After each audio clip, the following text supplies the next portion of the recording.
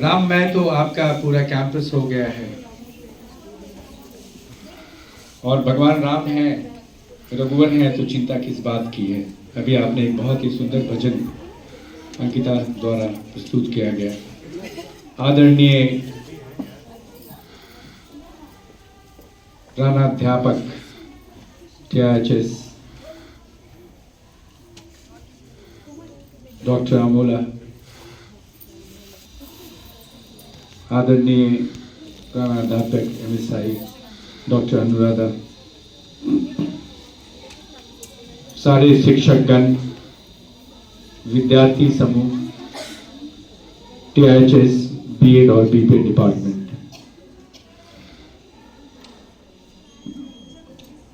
काफी कम समय में आपने जो प्रोग्राम यहाँ प्रस्तुत किया वो अविश्वसनीय है और ये बहुत दिनों तक हमारे दिल में रहेगा।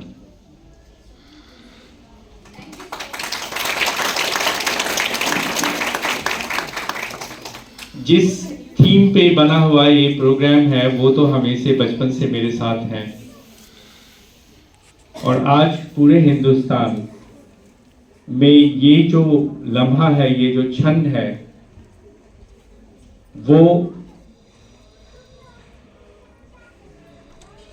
तकरीबन 500 साल के बाद जो ये प्रण लिया गया था उस समय कि हम राम को वापस लाएंगे, अयोध्या में लाएंगे, वो पूरा हुआ।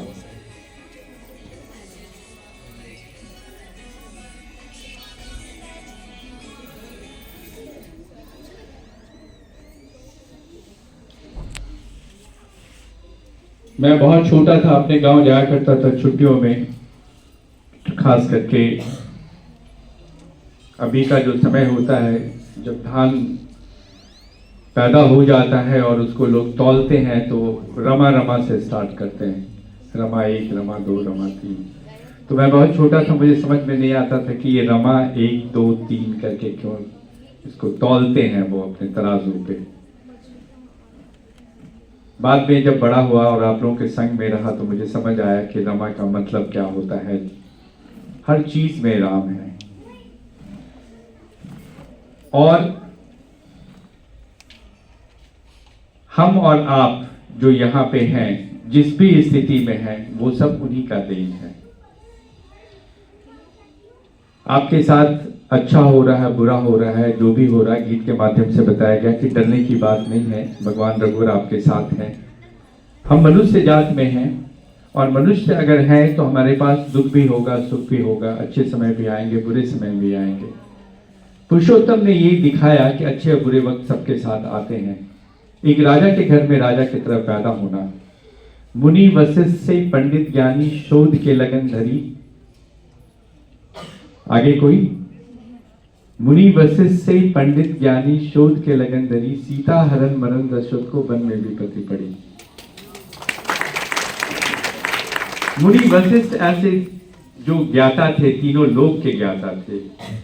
भगवान राम की शादी उन्होंने कराई थी और इसके बाद भी दशरथ का, उनके पिताजी का मृत्यु हुई, इनको वन में विपत्ति पड़ी। तो ये सारी चीजें जो है, ये मर्यादा के थ्रू आपको बताया गया है कि आप वक्त के में जो मुश्किलात होती हैं, वक्त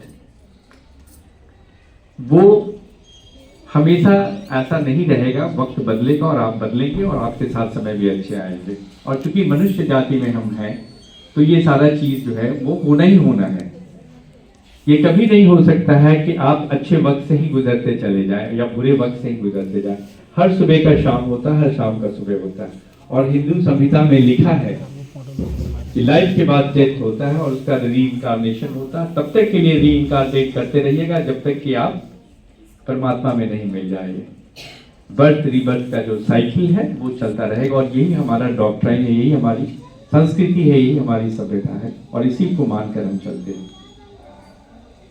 तो आज जो देश में जिस तरह के हर्षोल्लास है, उसका एक छोटा सा माध्यम हमने कॉलेज में देखा इस चीज को और मुझे लगता है कि अपने आप में कंज्यूमेट पूरा कंप्लीट है, जिसमें आपने बहुत छोटे से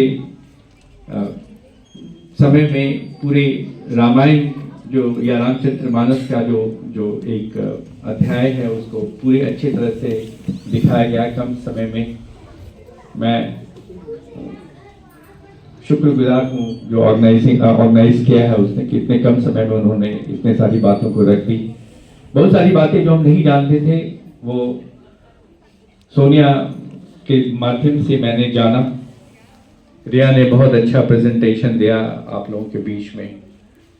आप लोगों ने जो मिलकर यहाँ पे प्रस्तुति किया वो बहुत ही अच्छा है, क्योंकि एज ए डायरेक्टर मेरा रिस्पॉन्सिबिलिटी है मैं धन्यवाद भी दे दूँ। तो मैं ऐसा सोचता हूँ कि जो धर्म की बात करते हैं, धर्म है क्या चीज, मतलब क्या धर्म को हम कैसे लेते हैं। ये कॉन्स्टिट्यूशन जो है, संविधान में धर्म की परिभाषा अलग दी गई है, वो आपका अपना पर्सनल मैटर है, आप अपने घर में करते हैं। हम सेकुलर हैं ऐसा शब्द बोला जाता है। हिंदू धर्म जो है वो, जैसा मैंने कहा था, वो कोई एक वो किसी समुदाय विशेष की नहीं है वो, या किसी जात की नहीं है वो, किसी लोगों की नहीं है वो पूरा दर्शन है हमारे, वो हमारा पूरा दर्शन है। और उस दर्शन को ही हम दर्शाते रहते हैं जब कभी भी इस तरह का माहौल बनता है, वो चाहे राममय हो जाए या कृष्णमय हो जाए, जब कभी भी होता वो हमारा दर्शन है। और दर्शन को दिखाने में कभी संकोच नहीं होना चाहिए। जात आधारित, धर्म आधारित ऐसा कुछ भी नहीं है। इसलिए दूसरे जात वाले लोगों को या दूसरे जो धर्म वाले लोग हैं उनको कोई किसी तरह का मरम्मत हिंदू समाज ने कभी किया ही नहीं है, कभी नहीं। और हम हर समाज से, हर धर्म से कुछ न कुछ अपने लिए लेते हैं उसमें। इसीलिए कहा गया कि ये किसी एक मोनोइस्टिक सिस्टम नहीं है। यहाँ पे कोई एक भगवान नहीं, हमारे जीसस या यहाँ बहुत तरह के अवतार हुए हैं। और ये प्रूव करता है कि हम ऐसे हिंदुइज्म सबको एसिमुलेट करते हैं, अपने अंदर में लाते हैं, सबको लाते हैं। और शायद ये सबसे खूबसूरती है इस धर्म की। कितने सालों से है ये पता नहीं है, कब से ये चलता आ रहा है, कितने साल हो चुके हैं इसके हिंदुइज्म के, लेकिन सबसे पुराना तो है ही सभ्यता। सबसे पुरानी सभ्यता में सबसे पुराने धर्म का आधार तो यही है। ये तो हिस्टोरिकल फैक्ट है। और अगर हम इस धर्म में पैदा हुए हैं, इस संस्कृति में पैदा हुए हैं, इस धरोहर में पैदा हुए हैं, तो हमें गर्वान्वित करने का तो अपने ऊपर एक जरूर गर्वान्वित करने के लिए हमें जरूर एक एहसास दिलाता है कि हम इस धर्म से जुड़े हुए हैं। राम राज की परिकल्पना की गई है जहाँ पे किसी भी तरह का कोई द्वेष नहीं है, धर्म है, धर्म के हिसाब से चलते हैं। नारियों को की जो परिकल्पना की गई है उसमें जैसे कहा गया कि माता सीता जो है वो असली रूप में वहाँ नहीं थी, उनकी परछाई थी वहाँ पे। और रावण खुद का एक महान ब्राह्मण होते हुए ऐसा नहीं था कि सिर्फ राम को ही पता था कि क्या होने वाला है, वो रावण को भी पता था कि वो क्या करने जा रहा है। वो प्रकृति है, उसको सब लोगों को उसी विधि से चलना है।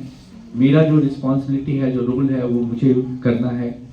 भगवान का जो रोल था उन्होंने किया, रावण का जो रोल था उन्होंने किया। कौन अच्छा है कौन बुरा है इसकी बात हम धर्म में नहीं करते हैं। ये जरूर बताते हैं कि मर्यादा होने का मतलब क्या है, आप मर्यादित रहें। मैं हर बार अपने स्पीच में ये जरूर कहता हूँ कि आपका अनुशासन जो है वही सबसे बड़ा पवित्र हथियार है आपके पास में। अगर आप अनुशासित हैं तो याद रखिएगा जिंदगी में कभी भी आपको मुश्किलात नहीं पड़ेगी। अगर आप अनुशासित हैं तो वही इस धर्म की सबसे बड़ी समझिए वो प्रेरणा है कि अनुशासित रहना। वो कृष्ण के समय हो या किसी भी अवतार के समय हो, वो अनुशासित लोग रहे हैं। और बुराई हमेशा हारती है, इस बात की हर जगह पे वो लिखा पड़ा गया है। तो बुराई करके हम बहुत कुछ नहीं कर सकते। हम कुछ देर के लिए सुख ले सकते हैं, पैसा कमा सकते हैं बुराइयों से आप कुछ खूबियां बटोर सकते हैं, तालियां बटोर सकती हैं, लेकिन ये कभी लंबे दिनों तक नहीं चलेगा। और जब कभी भी आप बुराइयों में रहेंगे तो आप हमेशा अशांति में ही रहेंगे, क्रोधित ही रहेंगे, आपको कभी शांति नहीं मिलेगी। तो इसलिए ये बहुत ज़रूरी है कि इसके माध्यम, चूंकि आप लोगों ने सब कुछ कह दिया है, मेरे पास कुछ कहने के लिए है नहीं।